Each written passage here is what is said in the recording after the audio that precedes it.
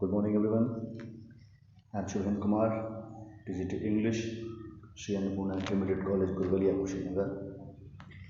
I'm back again with the grammar slides, with grammar lessons. As we have previously studied subject and predicate with some tables, we have studied till table number 6. Today we will start from table number 7. अब तक की जो हमने subject और predicate की अवधारणाएं पढ़ी tables के सारणियों के माध्यम से, जिसमें कि डिटर्मिनर्स, हेडवर्ड, मॉडिफायर, ऑब्जेक्ट और इस प्रकार क्वालिफायर, एडजेक्टिव, डिटर्म और एडजेक्टिवल फ्रेज के माध्यम से पढ़ा। अब हम उसी को आगे कंटिन्यू करते हुए पढ़ेंगे। जब हमने अभी टेबल नंबर 7 में जो स्लाइड चल रही है, जो आपके सामने है, आप देख रहे हैं, उसमें सब्जेक्ट और प्रेडिकेट दो पार्ट में है, जिसमें कि सब्जेक्ट आपका मेन जीरंट है। जीरंट का मतलब वर्ब की फर्स्ट फॉर्म प्लस आईएनजी, यानी कि वर्ब की first form plus present participle. पहला सेंटेंस है सिंगिंग प्लीजेज मी, यानी गायन जो है या गीत गाने की जो कला है वो मुझे पसंद करती है, या मुझे गीत गाना पसंद है। इसमें सिंगिंग जो है वो जीरंट है, यानी वर्ब प्लस आईएनजी, सिंग प्लस आईएनजी, और प्रेडिकेट है इसका प्लीजेज मी। इस प्रेडिकेट में मेन वर्ब है और ऑब्जेक्ट इसका हिस्सा है। Second sentence is waiting tires me, प्रतीक्षा करना मुझे अच्छा नहीं लगता है। प्रतीक्षा करना किसी की मुझे थकाऊ सा लगता है। वेटिंग यहाँ पर जीरंट है और ये जीरंट बना हुआ है वेट प्लस आईएनजी से। टायर्स मी का मतलब होता है कोई चीज़ मुझे थका देती है, क्योंकि वेटिंग, सिंगिंग, वर्किंग, स्मोकिंग ये सिंगुलर नाउन्स में काउंट होगा, इसलिए इनके आगे आने वाली जो वर्ब है वो प्रेजेंट इंडेफिनिट में एस या ई एस से जुड़ी हुई होगी, वो सब स्पेलिंग के स्ट्रक्चर के हिसाब से। अब इसमें अगला सेंटेंस है वर्किंग कीप्स अस हेल्दी, यानी अगर हम वर्किंग का मतलब है वर्किंग, जो कि यहाँ पर जीरंड है, इस जीरंड में वर्ब प्लस आईएनजी लगा हुआ है, और वर्किंग का मतलब होता है काम करना। यहाँ पे ये नाउन के फॉर्म में यूज हुई है, एब्स्ट्रैक्ट मान लीजिए इसको। और कीप्स अस हेल्दी प्रेडिकेट है, जिसमें कीप्स मेन वर्ब है, अस उसका इनडायरेक्ट ऑब्जेक्ट है, और हेल्दी उसका डायरेक्ट ऑब्जेक्ट है। कीप्स अस हेल्दी, या कीप्स के बाद उसका ऑब्जेक्ट अस है, फिर हेल्दी एडजेक्टिव है, यानी काम करना लगातार या काम करते रहना हमें स्वस्थ रखता है। Smoking is harmful, smoking smoke plus ING से बना हुआ जीरंड है, यहाँ पे वो सब्जेक्ट के रूप में यूज हुआ है। इज हार्मफुल प्रेडिकेट है, जिसमें मेन लिंकिंग वर्ब इज है, और हार्मफुल एक एडजेक्टिव है, यानी कि प्रेडिकेट का पार्ट यहाँ पे वर्ब और ऑब्जेक्ट है, वर्ब और एडजेक्टिव है। सेविंग प्लेज, सेविंग पेज, यानी अगर आप बचत करते हैं तो वो अंत में आपके कभी न कभी काम आती है। बचत भविष्य में काम आती है। सेविंग पेज यानी आपने बचत करके धीरे धीरे धीरे धीरे रखा, एक ऐसा समय आया जब आपके पास पैसा नहीं बचा, तो आपने उस बचत का यूज़ किया, it will be taken as saving page. Subject के रूप में प्रयुक्त जीरंड के कुछ अन्य उदाहरण भी हम टेबल नंबर 8 में देखेंगे। टेबल नंबर 8 आपके सामने ये आ गई। सब्जेक्ट के रूप में प्रयुक्त इन्फिनेटिव के कुछ अन्य उदाहरण। इन्फिनेटिव, जैसे कि हम आपको बता देते हैं, इन्फिनेटिव हमने पढ़ा भी। इन्फिनेटिव एज अ सब्जेक्ट और जीरंड एज अ सब्जेक्ट में अंतर यह है कि इन्फिनेटिव में वर्ब की पहली अवस्था, वर्ब का फर्स्ट फॉर्म यूज होता है प्लस आईएनजी होता है, जिसे हम प्रेजेंट पार्टिसिपल भी बोल सकते हैं। और इन्फिनेटिव में इन्फिनेटिव टू का प्रयोग किया जाता है, टी ओ। यहाँ पर ये प्रीपोजिशन के रूप में प्रयोग नहीं हुआ है।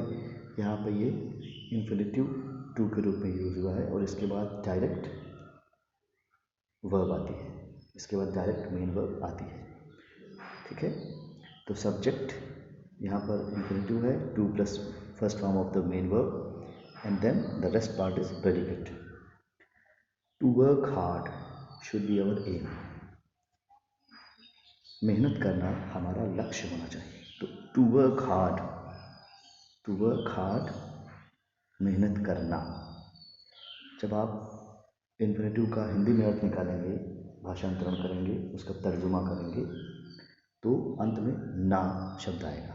खाना, पीना, टहलना, धूम्रपान करना, जुआ खेलना। इसके लिए आप टू प्लस वर्ब लगाएंगे तो हिंदी का अर्थ निकलेगा।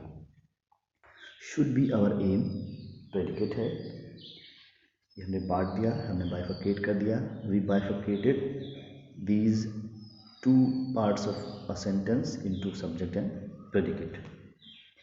शुड बी आवर एम में शुड जो है आपकी मॉडल वर्ब है, बी आपका बी फॉर्म है, आवर पॉजेसिव फॉर्म है और एम लक्ष्य आपका यहाँ पर नाउन हो सकता है। To work is to worship, कर्म ही पूजा है, यानी काम करना ही हमारी पूजा है। अगर हम मंदिर नहीं जा सकते, गुरुद्वारे नहीं जा सकते, मस्जिद नहीं जा सकते, तो कोई बात नहीं, कोई गलत नहीं है, लेकिन जो हमको उत्तरदायित्व दिए गए हैं, जो जिम्मेदारियां हमको निभानी हैं, अगर उन्हीं को पूरा करते हैं तो वही एक तरीके की पूजा है। क्योंकि भगवान इन आडंबरों से प्रसन्न नहीं होते, बल्कि आपके गंभीरता और आपकी अच्छे काम से भगवान प्रसन्न होता है, क्योंकि वो कण कण में विराजमान है। किसी मंदिर या मस्जिद का उसको लिमिट या उसको सीमित नहीं कर सकते। टू वर्क इज सब्जेक्ट है, यानी कार्य करना। इज टू वर्शिप प्रेडिकेट है। इज जिसमें कि लिंकिंग वर्ब है। टू वर्शिप फिर से आपका इन्फिनेटिव है। To save for the future is always useful. तो अब इसमें थोड़ा सा लंबा हुआ। To save for the future, भविष्य के लिए बचत करना, इज ऑलवेज यूजफुल, हमेशा लाभकारी रहा है। भविष्य के लिए बचत करना हमेशा लाभकारी रहा है, यह हमेशा लाभकारी है, होता है। तो to save for the future is always useful. इसको जब हम दो भागों में बांटेंगे, अगर हम केवल टू सेव कर देंगे तो फॉर द फ्यूचर का कोई मतलब नहीं रहेगा, वो प्रेडिकेट में जाएगा नहीं। आप ये देख रहे हैं कि प्रेडिकेट वहीं से शुरू हो रहा है जहाँ से या तो वो मॉडल वर्ब है, या वो लिंकिंग वर्ब है, या वो हेल्पिंग वर्ब है। बाकी का पीछे का हिस्सा सारा सब्जेक्ट है। To free India was our motto, यानी देश को, भारत को स्वतंत्र कराना ही हमारा मुख्य उद्देश्य है। टू फ्री इंडिया सब्जेक्ट है, इन्फिनेटिव सब्जेक्ट कह सकते हैं। Is our was our motto predicate है। इसका वॉज अवर मोटो में वॉज जो है आपकी हेल्पिंग वर्ब है, पास्ट कंटिन्यूअस टेंस की या पास्ट सिंपल की, अवर मोटो। टू पे टैक्सेस, टू पे the taxes is our duty. कर देना या कर का भुगतान करना, करों का भुगतान करना हमारी ड्यूटी है या हमारा उत्तरदायित्व है। To pay taxes subject is our duty predicate. To pay taxes is our duty में आप इज अवर ड्यूटी को उधर पीछे ले जाएंगे, प्रेडिकेट हो जाएगा, बाकी बचा हुआ हिस्सा प्रेडिकेट सब्जेक्ट हो जाएगा। To serve the poor is to serve God, गरीबों की सेवा करना भगवान की सेवा करना है। क्योंकि भगवान सब जगह शामिल है, हर कण में है, तो अगर आप किसी भाग्य की, किसी असहाय की सहायता करते हैं तो वो सहायता आपकी भगवान की सेवा ही मानी जाती है। टू सर्व द पुअर हो गया आपका subject, is to serve god predicate. It और देयर, यहाँ पर ध्यान देने योग्य बात है, it is very important. It और देयर का प्रयोग भी सब्जेक्ट की तरह होता है, ऐसी दशा में इट का प्रयोग इम्पर्सनल या न्यूट्रल और देयर का प्रयोग इंट्रोडक्टरी एडवर्ब की तरह होता है। टेबल नंबर 9 में वो दिया हुआ है। यानी हम बहुत ही विशेष स्थितियों में, विशेष स्पेसिफिक कंडीशंस में इट और देयर का यूज़ करते हैं।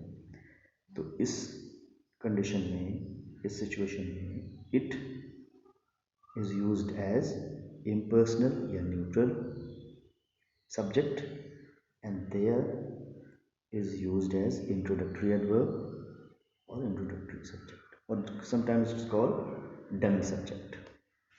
देखिए टेबल नंबर 9 जो कि सब्जेक्ट को समझने की, केवल सब्जेक्ट को समझने की आखिरी स्लाइड है। इसके बाद हम कुछ एक्सरसाइजेज के बाद प्रेडिकेट को पढ़ेंगे ठीक से कि प्रेडिकेट में क्या क्या हिस्सा आ सकता है। It is very pleasant today. आज बहुत ही अच्छा लग रहा है, आज बहुत ही अच्छा दिन है। इट सब्जेक्ट है, इंट्रोडक्टरी एडवर्ब इम्पर्सनल या न्यूट्रल सब्जेक्ट कह सकते हैं। Is very pleasant today predicate है।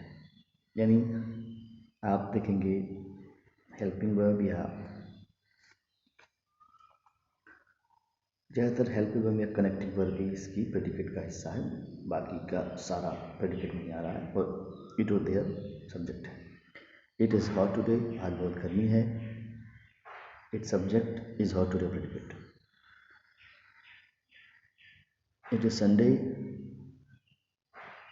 आज रविवार है।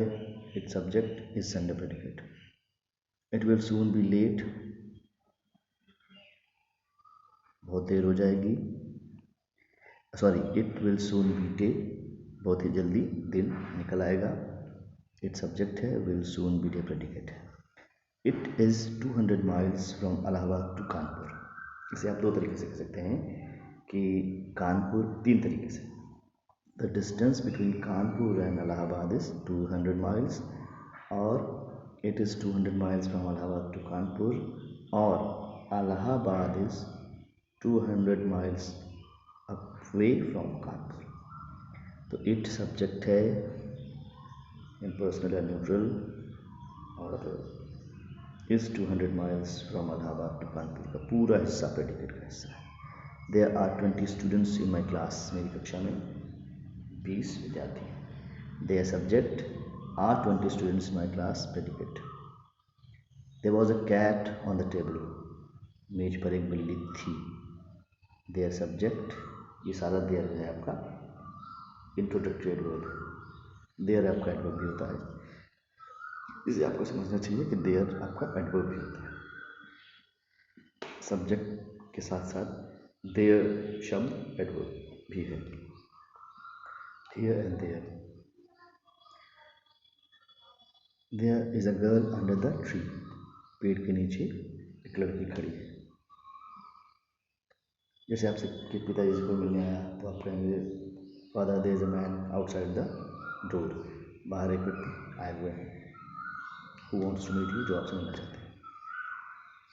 There is a car coming, एक कार आ रही है। There lived a woman in a village, एक गांव में एक औरत रहती थी। There lived a woman in a village. आखिर कह सकते हैं a woman lived in a village या there lived a woman in a village, ये ज़्यादा स्टैंडर्ड इंग्लिश में माना जाता है। कुछ अन्य उदाहरण हैं। It is very difficult to teach English, English पढ़ाना बहुत ही कठिन है। इसमें इट आपका सब्जेक्ट है, बाकी सारा प्रेडिकेट है। It is true that he always speaks truth, ये सत्य है कि वो हमेशा सत्य बोलता है। तो इट सब्जेक्ट है, बाकी सारा हिस्सा प्रेडिकेट है। It is good being a student, विद्यार्थी होना एक अच्छी बात है, ये भी आपका इट सब्जेक्ट और is good being a student predicate. तो ये था हमारा लेसन जो मेनली बेस्ड था सब्जेक्ट के कॉन्सेप्ट में। सब्जेक्ट और प्रेडिकेट को समझते हुए, जिसमें ज़्यादातर फोकस हमारा सब्जेक्ट होता है। अगले स्लाइड्स में हम टेबल्स पढ़ेंगे जिनमें हमारा मेन फोकस प्रेडिकेट को समझने का था। मतलब अभी हमने इन स्लाइड्स में पढ़ा कि कितने प्रकार के सब्जेक्ट्स हमें इंग्लिश के सेंटेंसेस में मिल सकते हैं। हमने प्रेडिकेट को पीछे रखा, लेकिन अब हम पढ़ेंगे कि सब्जेक्ट्स तो हमने पढ़ लिए, अब कितने प्रकार के प्रेडिकेट्स हो सकते हैं जो पॉसिबल हैं इंग्लिश लैंग्वेज में। आज के लिए इतना ही। कल हम पहले कुछ एक्सरसाइजेस का प्रैक्टिस करेंगे, उसके बाद प्रेडिकेट के लिए स्पेशल क्लासेस हम अरेंज करेंगे। तब तक के लिए stay safe, stay secure, have a nice day, thank you for listening to me.